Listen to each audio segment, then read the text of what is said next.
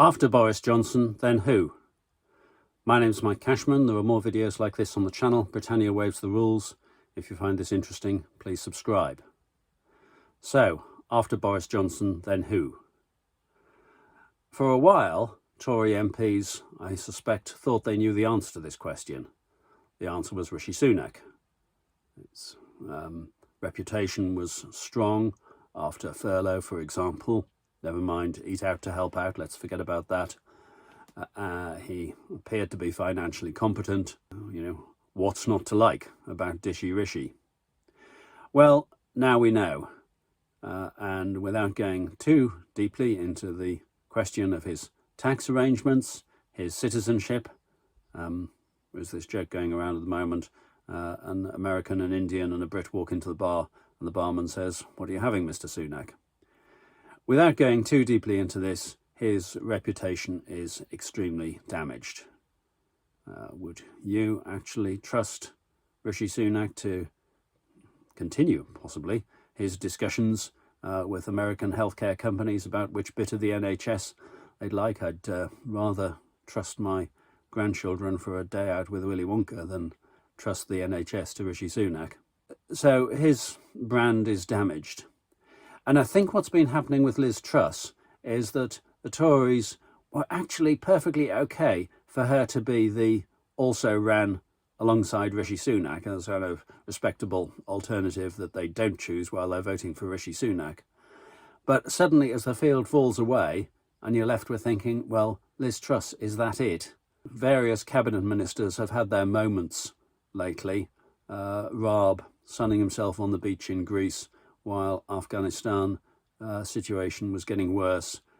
Liz Truss in Moscow, not with the most amenable of companions, but unfortunately demonstrating her tin ears at a point at which some diplomacy, statesmanship and gravitas was needed. Sunak with his series of scandals. What are we left with? And the trouble with the second string is that they have really all damaged their integrity by supporting Johnson, supporting the insupportable. Gove is supposed to be the trusted man behind the scenes, but as I've said before, the Tories don't like to elect as leader somebody who has tried and failed before. Raab, as I say, has already been demoted in this cabinet, notwithstanding the face-saving title of Deputy Prime Minister. His reputation is forever damaged by having taken no notice of what was going on in Afghanistan. And I will refer to that again when we think of who could replace Boris Johnson as Prime Minister. Because if you start to think, well, will none of the current cabinet fit the role, then I have talked before about the dangers of appointing as Prime Minister somebody who has no previous front bench experience. When did we last do that and how did it go? The answer is 1801 with Henry Addington, later Viscount Sidmouth.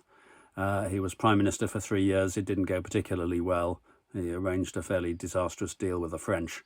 And as I say, his Prime Ministership ended 3 years later. So I've cited this previously, in 2016 actually, when the question of Andrea Leadsom as Prime Minister came up when she was head-to-head with Theresa May before she withdrew in the contest for Tory leader in 2016 after David Cameron's resignation. I think that would have been disastrous. She had no previous front bench experience at that point. Compared to those who were already in the cabinet with significant experience, I don't think that she would have had any chance of commanding respect. Anyway, she withdrew. But I think the situation is slightly different now. Around the cabinet, there are a lot of people for whom their fellow MPs have reduced respect, even if they have been defending themselves. I didn't mention Priti Patel as a contender, but she doesn't tend to even get mentioned in the running. Why would you put in, when you want to appeal to the country, why would you put in as Prime Minister somebody widely recognised as the nastiest member of the cabinet? And so who are we left with? Well, I think for the Tories there are possibilities. And the possibilities lie, as I've said before, with the chairs of select committees, because these are people who have earned the respect of their colleagues in Parliament across the House and have been elected to those positions of chairs. And you have people there such as Tom Tugendhat, Tobias Ellwood, Greg Clark, Jeremy Hunt even. And there is expertise there and people who are respected across the Houses of Parliament. If you look at the interaction in the Foreign Affairs Select Committee between Tom Tugendhat and Dominic Raab, Tugendhat reads out a documented risk concerning the fall of Afghanistan. Dominic Raab says, "What's that? Where did you get that from?" And Tom Tugendhat says, "It's your principal risk analysis."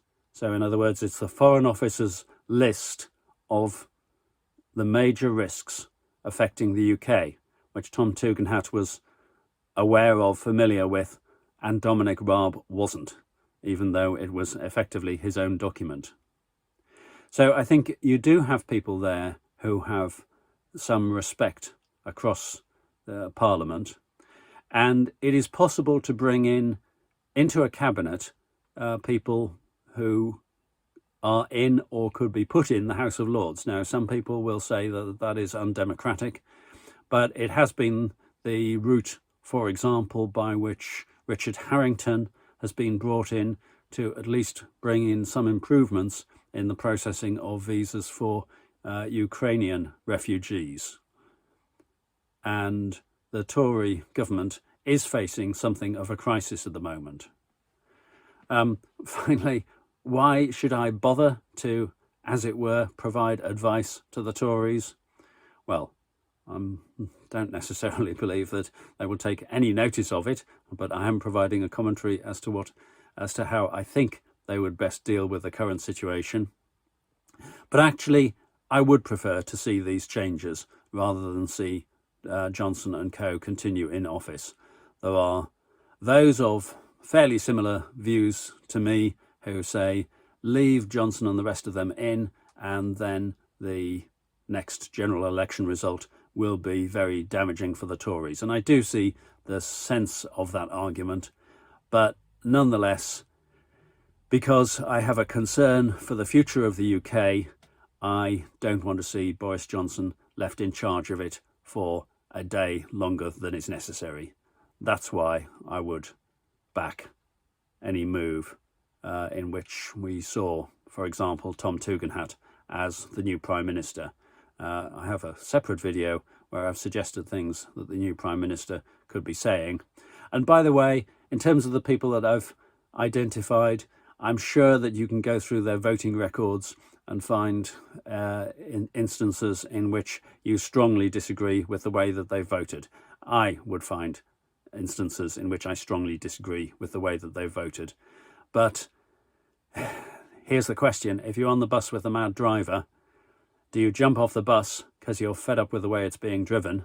Or do you stay on it, possibly keeping a little bit quiet about your concerns with the hope to grab the wheel from the mad driver at some point, grab the steering wheel from him? I think that's the dilemma for Tories who have rather greater integrity than the current cabinet.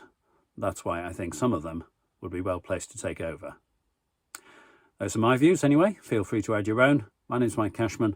The channel is Britannia Waves the Rules. Please subscribe. Thank you.